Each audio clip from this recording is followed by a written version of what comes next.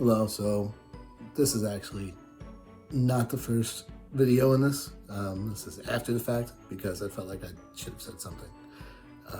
So I'll explain what Canada jays are real quick because you'll see them in the video, and I feed them. So Canada jays are just, they're corvids like our blue jays, and when you see them in the United States, you're going to be really high up in elevation and towards the north of our country. Actually, I wasn't that high up in elevation, but I was pretty far north, like on the border of Canada.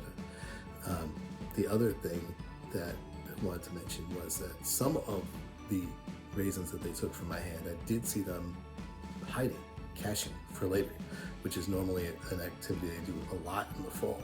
But they don't always eat everything on the spot. Sometimes they hide them and extend their resources. And that's one way to do it. It's called caching. All right, so away we go.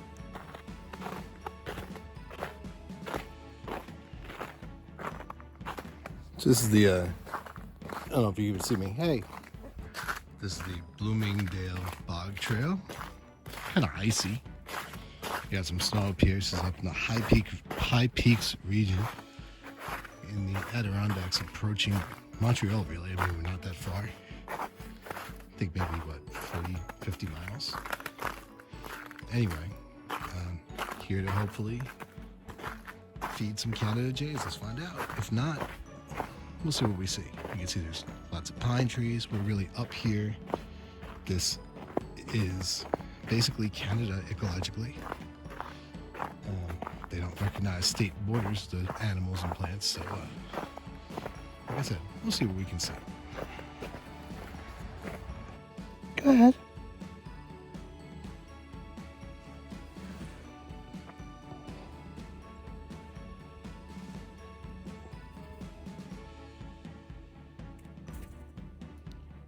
That was nice. Cool. You got more? You can have more.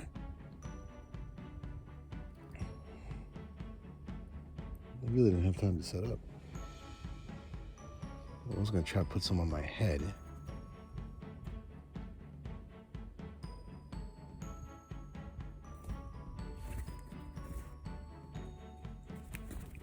This is so cool, though. All right, give me a second. This is why it's the Bloomingdale Bog Trail. Do not recommend crossing a bog in summertime either.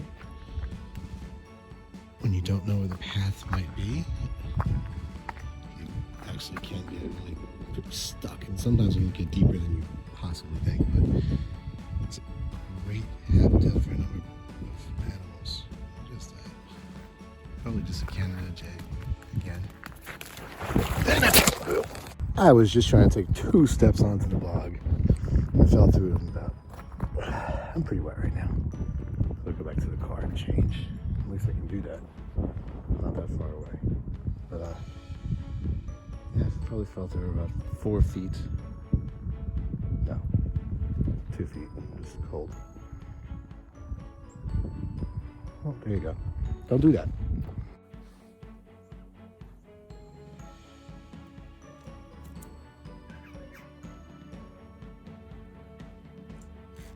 Come here.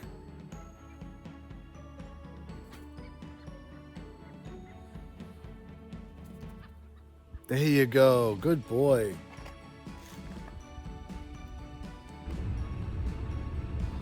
Okay, this is actually just being smart.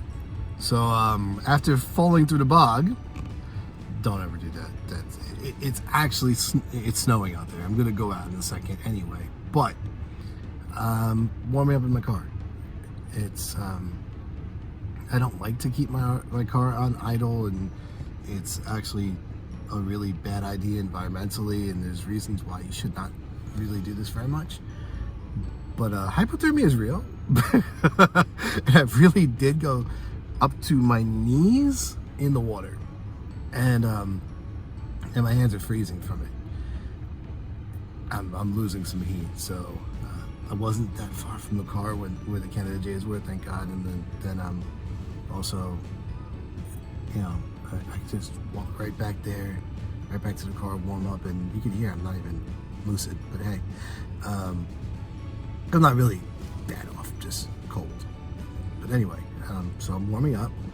I'm changing my shoes, and socks are coming off. And I will go back out and try to see what else is on the other side of the trail. If it's interesting or not, I'll probably put it on anyway. But I won't put much on if it's boring for you guys. Anyway, just like advice, you know. Hey, you're feeling cold, you're wet, it's below freezing, warm up. So I'm back out in the snow. Changed to like boots that are really waterproof. So black-capped chickadee. They've been following around. I guess they also get fed by hikers around here. They're curious anyway, but these guys are pretty aggressive. If I had known, maybe I would have brought them something too. They didn't seem to like the raisins, so I put them down for the Canada jays. They used to be called gray jays, by the way. They changed the name, so you'll hear them referred to as both by us old people. Here you go. Get you on camera too. They like seeds. Again, they're really naturally curious guys. So we get a little better shot. I mean, we get these guys in the northern half of New Jersey. We actually get, up here they probably get, I know they get boreal chickadees too sometimes. But as we get black-capped chickadees and Carolina chickadees. And the line of demarcation is around Sandy Hook. So it's like the one place where you do get black-capped chickadees a little bit lower than the rest of the state. In fact, it shows up on rare bird alerts, although they're always there. But geographically, it's unexpected, but by people who follow these things, it's completely expected. Anyway, can't see anything else that's even remotely interesting. You will see me again. Every bog, every wetland, and you can see this is wet. Really, the genesis of that, of it being a bog, is this water source, which the reason for the water in the first place accumulating in a certain spot is hydrology. So you're dealing with the low point in the area, and you are in a place with quite a bit of elevation change in the high peaks region. And look, even 1 foot of elevation change makes that little riffle in this stream. So there's quite a bit of elevation change. You can have these low points accumulate, and that's why you wind up with wetlands.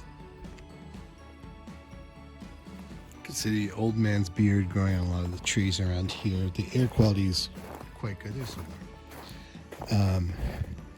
and I figured, as I was thinking about that and walking, that I should tell you a little bit more about the Adirondacks and really how this was one of the first and largest preserves that we have in this country. And one time there was a lot of logging that went on around here, but really it's grown back quite well. And there's still certain limitations on what you can do with this land. There are people who live here. Obviously, there are towns, and I stayed in one last night. You know, Lake Placid, where the Olympics were held a couple times too. So don't get me wrong, people use this land, but it is meant to be a wilderness area. And in fact, for example, outside of Lake Placid and some of the other towns I went through, the cell phone reception is non-existent. I'm not gonna say horrible, it's not even there. I have to watch, if you're driving through and you have a gas-powered car, have to watch and make sure that gas stations are there and open. So it is a tract of land that's been really left in a wild type state for quite some time now. Just want to be completely clear.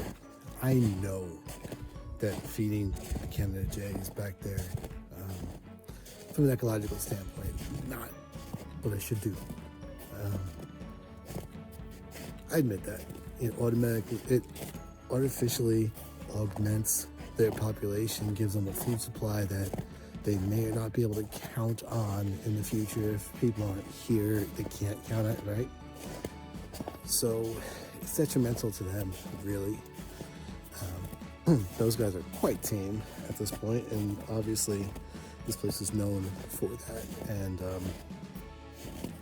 yeah, it's still not right, but I admit it was fun.